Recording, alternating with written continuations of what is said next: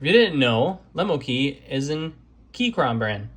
Now, Keychron makes some other mice, but they have more gaming-focused mice alongside their others, so I picked up the G1.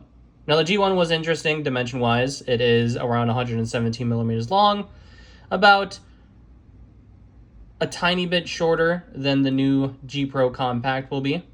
All right, comes in at, without the back end in there, about 57 grams. But I wanted to pick it up. My buddy was talking about it, how he has one potentially coming. And I was like, you know what, I want to try this out too, just because it is a small mouse and for small hands.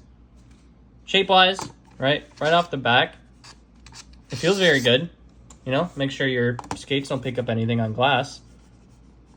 Shape-wise, actually feels not bad at all. You have a nice little notch for the thumb, everything like that. So, we'll test it, see how it is.